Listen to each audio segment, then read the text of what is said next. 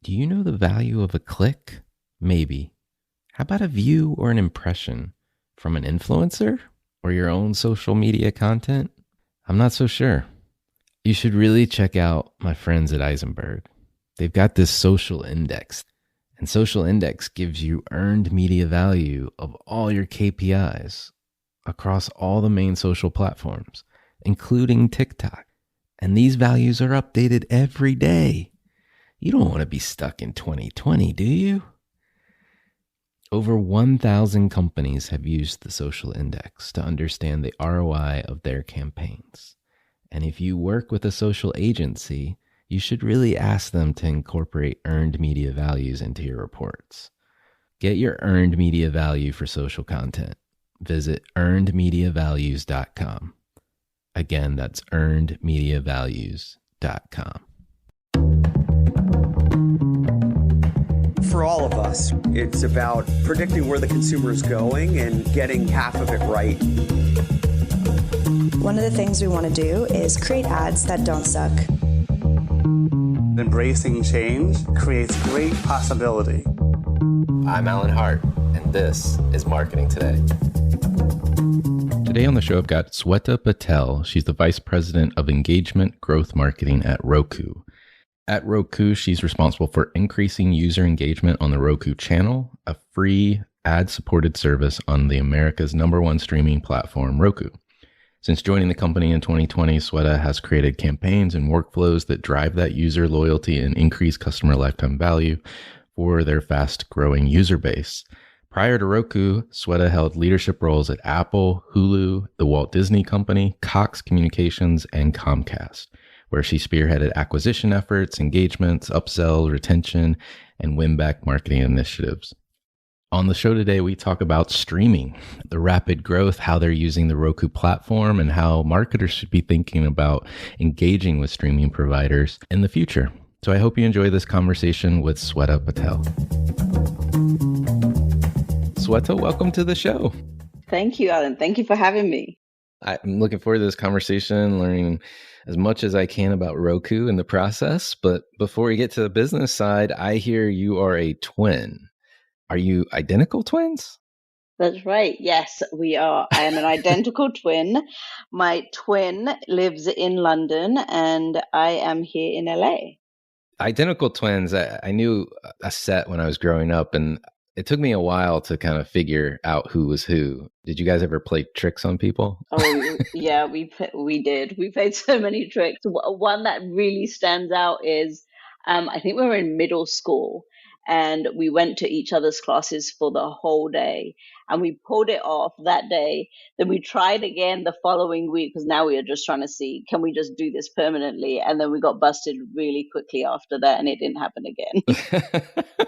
That's awesome. That's awesome.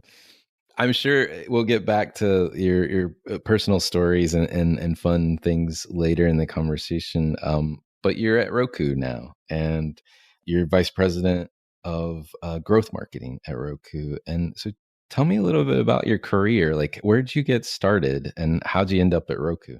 So, my career's always been in the media and entertainment sector. And I've kind of evolved along as the industry has seen major disruptions. I started back in 2000, and I was at Comcast when analog TV was the thing and we were just going to digital. We had 50 channels and we couldn't wait to market them. And then you probably know the bundle came along, and at that time, Cox Communications was a leader in bundling video, internet, and the phone. And so I decided to jump onto that because I knew that was going to be the next thing in trying to make sure you're kind of locking people in. And so I went there for 7 years. And we really built out, my goal there was to build out a CRM and a campaign management functionality. And the reason for that is because we were trying to get current customers, obviously, to take on more and more products. And at that point, video was dying. Like we were starting to see the cliff of video. And so that's when I jumped into streaming. And at the time, Disney, I don't know if you remember, but Disney was doing great, right? They were buying Pixar and Lucas and Marvel, and they had Hulu. So that's where I started with the Hulu thing. That's where I kind of started and jumped into streaming. I went to Disney first. That's a big machine. my God, that was too slow for me. I loved it, but it was too slow and too many processes. And from there, I jumped into Hulu and then Apple TV with Apple TV Plus. And now I'm here at Roku, and by far the best role I've had. That's amazing. I mean, just the brands and the companies that you've worked with, like you've seen so many transformations, like, and to have worked at Apple and in streaming, Hulu in streaming, and now Roku, like I don't know anyone with that much streaming experience, and it's new, like it's still evolving. I love the amount of data. When I first started, the one thing that was across my whole career and all those moves was I was always going and jumping into building out data-driven capabilities. And so with streaming, you have so much information, and it allows you to be, at least for me, it's exciting to be able to use all that data to get really specific in how you're targeting. So you watch this show, but now watch this one. There's so much information you have to become such a better marketer. Let's talk about growth and how you're driving that, because it's never easy, right? Like every marketer you ask, they're always looking for growth. That's the primary function of marketing, is to try to grow the brand, grow the sales, grow the leads, grow the subscriptions, etc. And resources, you almost never hear somebody say, yeah, I've got plenty of resources. I've got enough resources. I don't need any more. How do you think about driving growth within marketing? And what do you feel like has changed over the years in the businesses that you've worked in? It's a really, really complicated place to be right now, to be a marketer. Not only do you need the traditional business side of marketing, but you really need to be technology forward and data reliant, I think. I think of them in three buckets. Like the way I look at these three levers that I'll just kind of poke into in a minute. And I've looked at them in every job that I've had, but it's just gotten much worse. Not only is there not enough growth to be had, but you're losing resources and you're having to just become more and more efficient. And those three things I tend to focus on are everything is moving so fast, right? And humans can't keep up with it. I mean, you need to be able to market and deliver personalized experiences at what I call at the speed of a TikTok swipe. If you can't get to the consumer that quickly, especially 5 years from now, the relevance of you being around is just going to get lower and lower. And then with talking about like things like TikTok, the media landscape is so fragmented, right? Like people are on Instagram and they're on TikTok and they're watching TV, they're watching it on multiple devices. And so you've got more and more marketing channels than we've ever had before. People are all over the place and you need to get to them quicker. So that's a challenge. At Roku, the way we're trying to handle these things is we've really started to invest into our CRM. And so our goal, but before I got here, we had channels, what they call multi-channel marketing. We did that. And everyone's trying to do that. And everyone's trying to do omni-channel marketing. But the way we're focusing about it is we're really trying to nail and get the power of our platform out. And so one of my roles here at Roku is becoming hyper focused on really building tools and automations so that the marketers can actually be feeding the systems and making the systems be the brains of what we do versus all this manual curation and execution that needs to happen. So that's where we're focused today for the Roku channel. Let's talk a little bit about Roku. I think most listeners, wherever they are in the world, have probably experienced Roku at some point in time. But your business is pretty vast. Like as I was researching for this conversation, I mean, you've got the devices, but you got the operating system itself, and then you've got the content. But like, how do you think about the business, and how would you define what Roku's doing today? We are the number one streaming platform in America and in Canada, and our business has two core offerings. And I'm just going to quickly tell you about them and how we have all of those kind of working together. Like you said, it's our devices, right? We've got the Roku devices and we have Roku TVs. And these devices and TVs really offer an easy way to watch TV. For most users, that this is what they use to get to their Netflixes, Hulus, Disneys, and the Roku channel. The TVs, however, people know us for devices, but with 1 in 3 TVs, in the US are powered by Roku, and we partner with multiple manufacturers like TCL and Hisense to do that. And then the second part of our business is the platform business, and that's made up of three pillars. It's advertising, right? That is what we do at the core. And then we've got our content partnerships like the streaming providers I just mentioned. And then, of course, the Roku channel.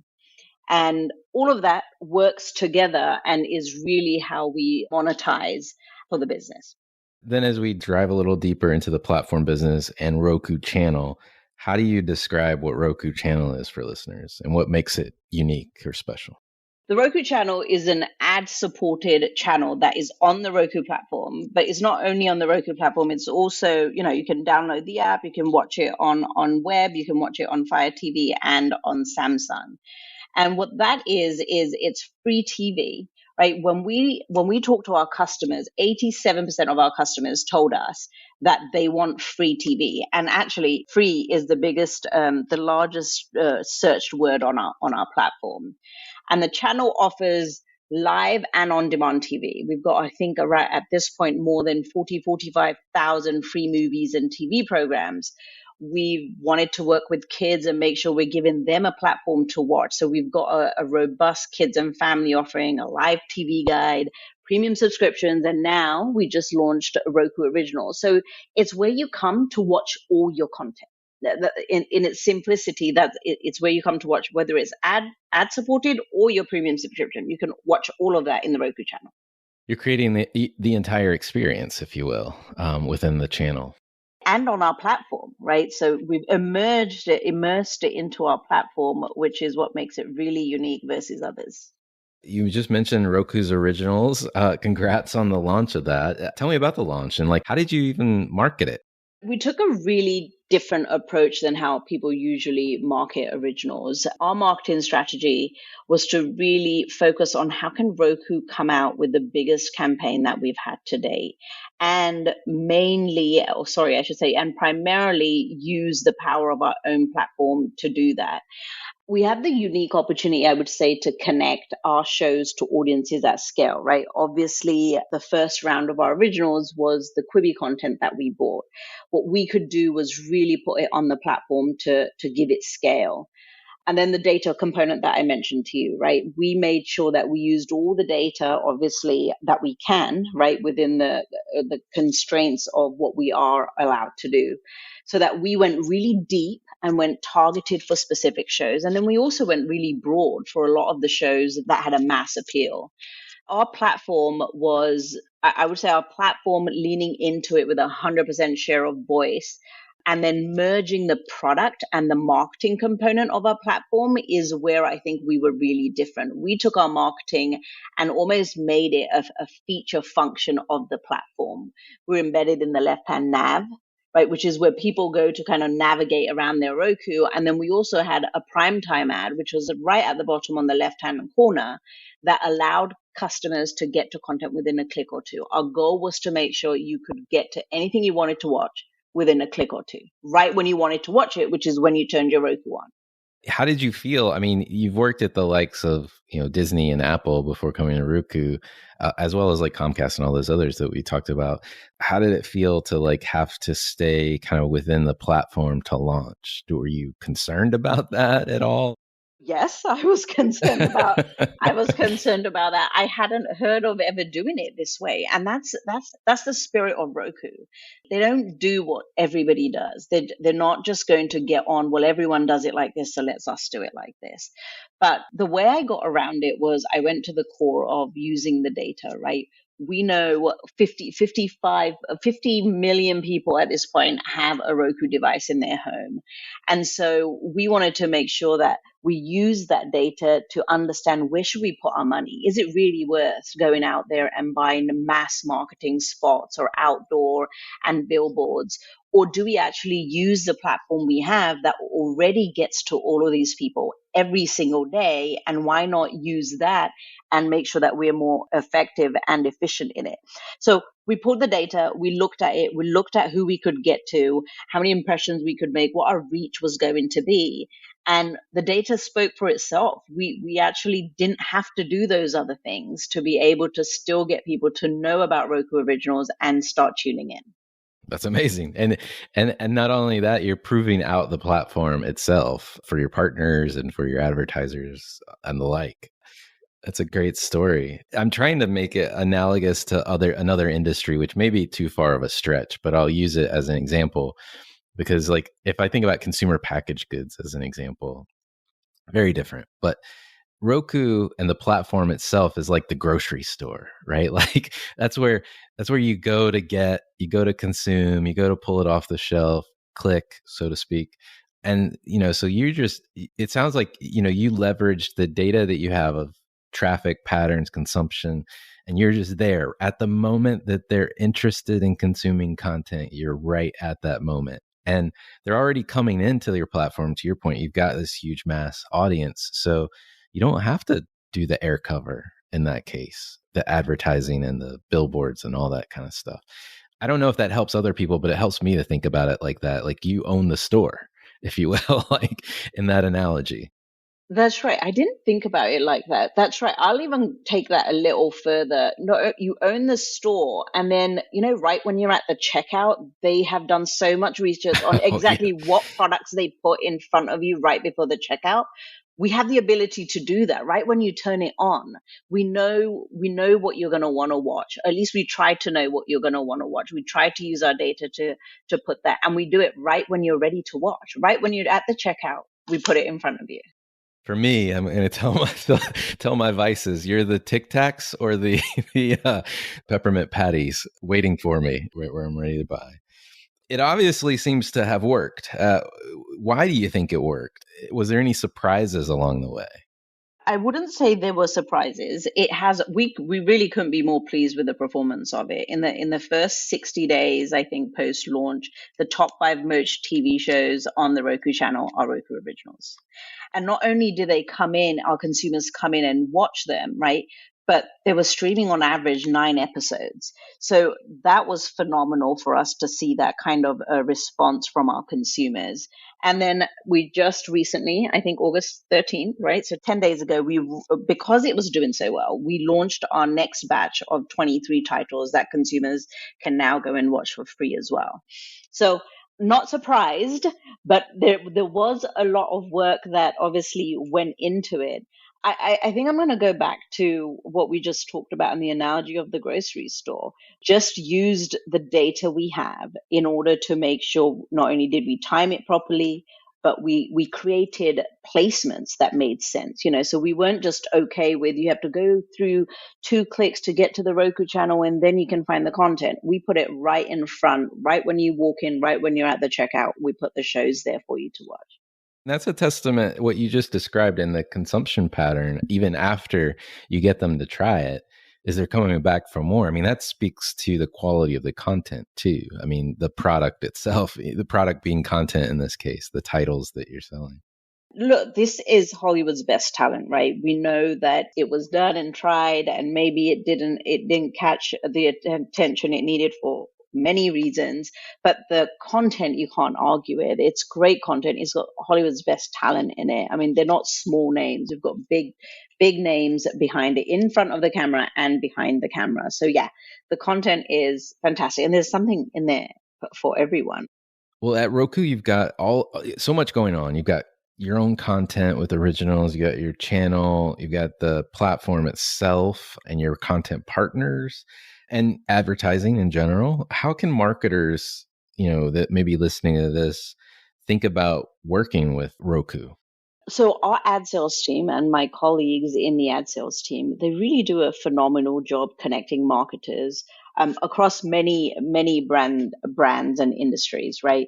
The thing about what we just talked about regarding how we launch Roku Originals versus what we are out there selling to the brands is the same thing. I think when we talked about this earlier, I had mentioned we ate our own dog food. So what made us super successful with Roku Originals and the marketing for the Roku channel in general is that everything we used, every placement we used, whether that was the primetime ad, whether that's the video ads that we have, these are all things that are available to all the advertisers and brands out there that want to work with us.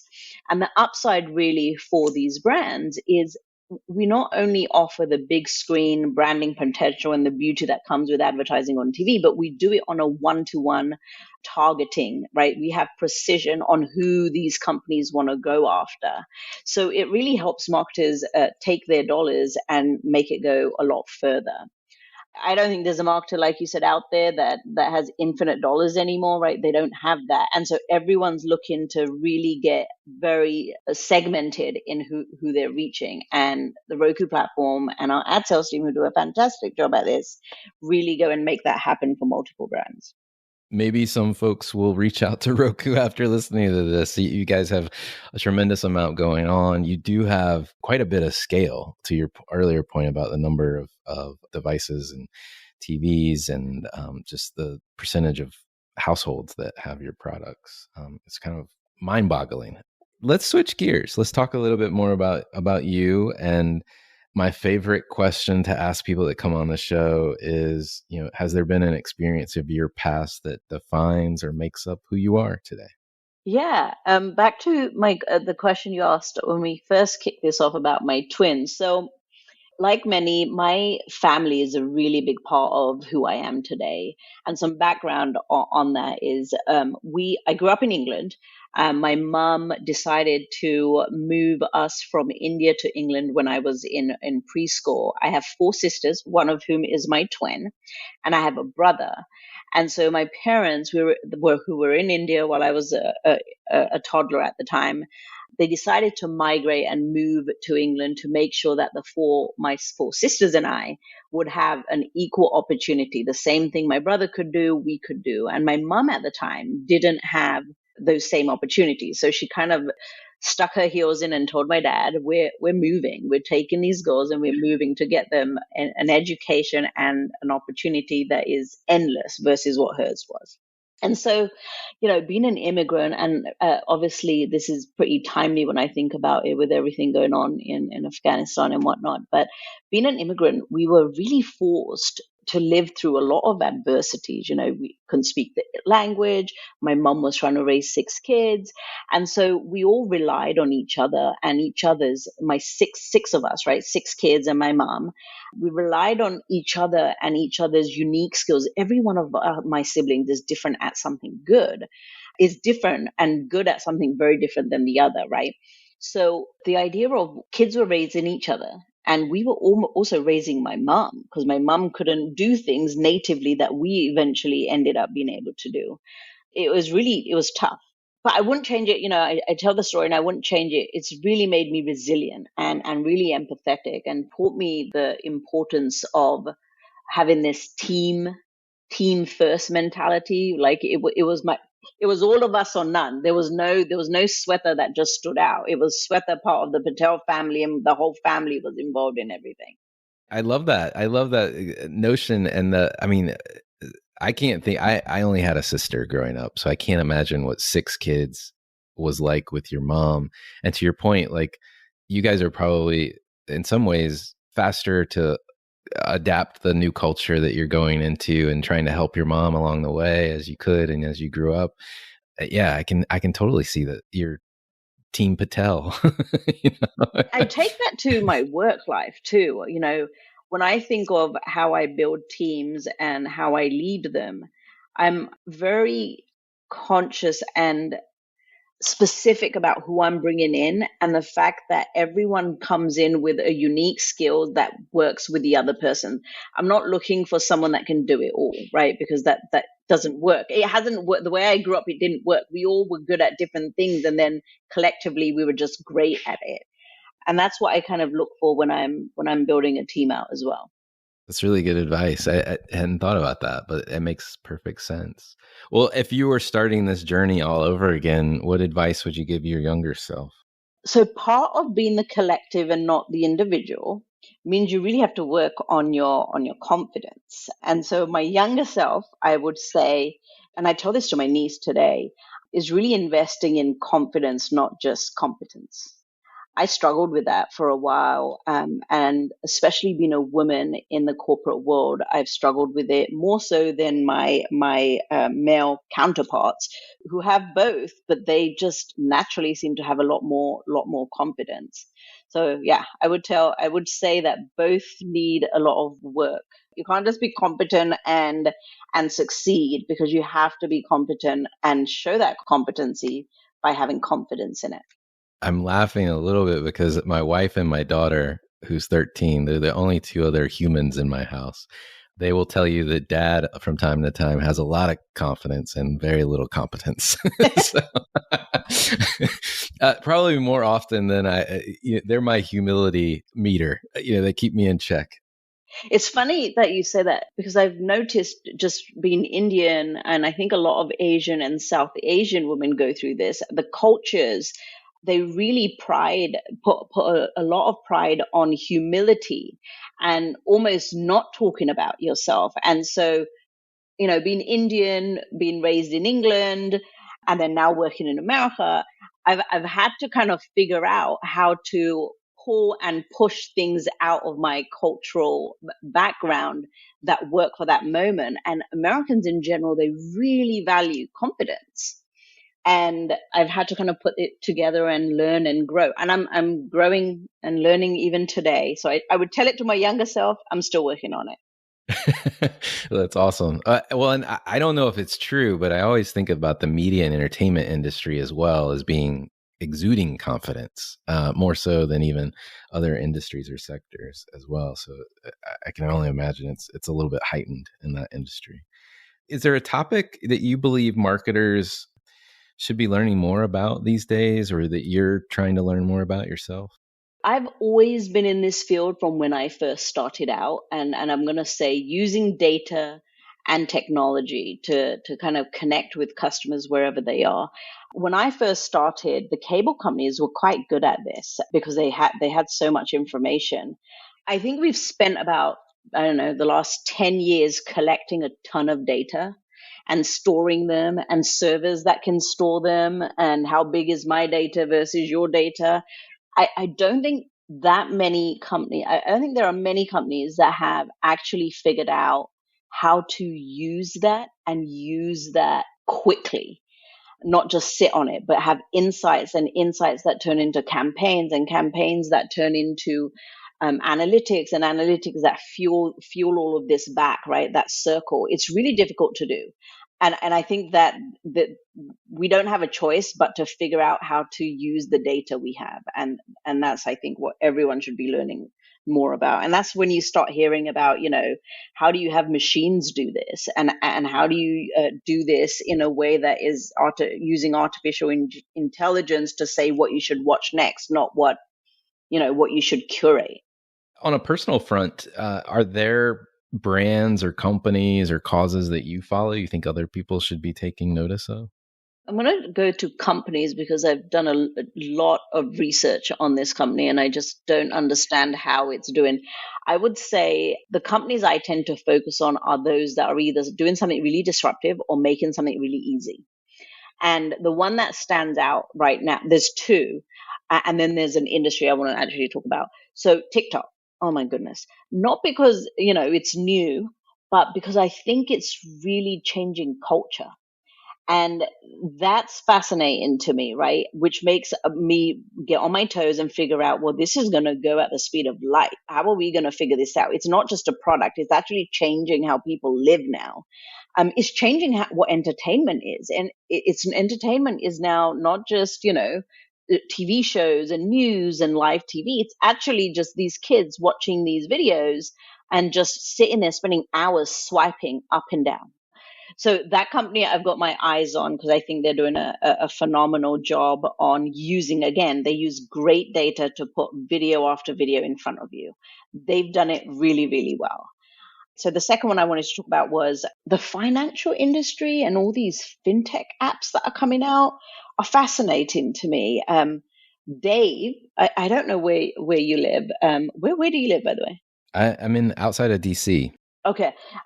So this company, Dave, it's an app. I think that they're based out of LA. And what they're doing is they're really simplifying banking and money management for the average American. So Apple does it really well with their Apple Wallet and their Apple Card, but that's for people who can afford $1,300 phones. Dave is doing it for the average American that needs things like a loan of $200 because they're going to go overdraft, but they're not going to charge you an overdraft fee. Instead, you pay a subscription fee to have this banking app, and then they loan their users money. I think that's really going to change how people think about banking. I've been reading a lot about fintech, and that one has stuck with me. Those are really fascinating brands, and to your point, are companies, and the fintech space in general is hot. I mean, it's just so much disruption going on in that space. I have one more question for you. What do you feel like is either the largest opportunity or the biggest threat that face marketers today? It kind of ties back to what I mentioned earlier, but when I think of being a mum and a marketer, I'm always thinking about how is my son, who's 4 right now, and I think that's the alpha generation. How are they going to be influenced, and how will they engage with brands? So when I think of that, it still takes me back to the amount of data that we're going to need to use to make campaigning for marketers easy and real time.